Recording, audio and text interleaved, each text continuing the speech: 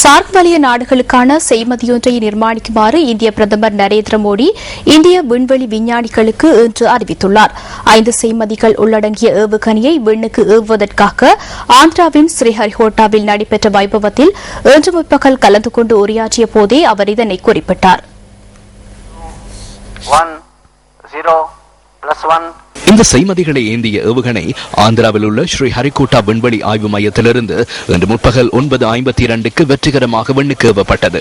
230 ton நிறையை கொண்ட இந்த ஏவுகணை PSLV C-23 என்ற பெயரில் அழைக்கப்படுகிறது. பிரான்ஸ், ஜெர்மன், கனடா மற்றும் சிங்கப்பூர் ஆகிய நாடுகளின் செய்மதிகள் இந்த ஏவுகணையின் உதவியுடன் இன்று விண்ணுக்கு ஏவப்பட்டதுடன் இந்த நிகழ்வில் இந்திய பிரதமர் நரேந்திர மோடி கலந்து கொண்டிருந்தார். இவ்வாறு விண்ணுக்கு ஏவப்பட்ட செயற்கைக்கோள்களில் பிரான்சிற்கு சொந்தமான 714 கிலோகிராம் எடையை கொண்ட ஸ்பாட் 7 என்ற செய்மதி முக்கியத்துவம் வாய்ந்த செய்மதியாக கருதப்படுகிறது. இந்த நிலையில் சார்க் வலய நாடுகளுக்கான செய்மதி ஒன்றை நிர்மாணிக்குமாறு இந்த நிகழ்வில் கலந்து கொண்டு உரையாற்றிய இந்திய பிரதமர் நரேந்திர மோடி இந்திய விண்வெளி விஞ்ஞானிகளுக்கு அறிவித்துள்ளார். இது அயல் நாடுகளுக்கு இந்தியாவினால் வழங்கப்படுகின்ற பரிசு எனவும் நரேந்திர மோடி குறிப்பிட்டுள்ளார். A SARC satellite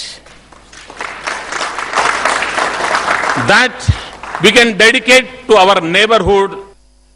நாங்கள் இதற்கும் மேலான நடவடிக்கைகளை செய்ய வேண்டும். சார்க் வழிய செய்மதி ஒன்றை நிர்மாணிப்பதற்கான சவால் ஒன்றை நான் எமது விண்வெளி விஞ்ஞானிகளிடம் ஒப்படைக்கின்றேன். எமது அயல் நாடுகளுக்கு தேவையான சேவையை வழங்கக்கூடியதான செய்மதியாக அது இருக்க வேண்டும். அது அயல் நாடுகளுக்கு வழங்கப்படுகின்ற பரிசாகவும் இருக்க வேண்டும். இந்தியாவின் விண்வெளி நிகழ்ச்சிகள் நாட்டின் வேகத்தை சுட்டிக்காட்டும் பாரிய உதாரணமாக இருக்க வேண்டும். எமது விண்வெளி விஞ்ஞானிகளின் நவீன தொழில்நுட்பவியலாளர்களின் துறையில் முன்னணியாளர்கள் என்றும் உலகில் வலுவானவர்களாகவும் நாம் மாற வேண்டும்.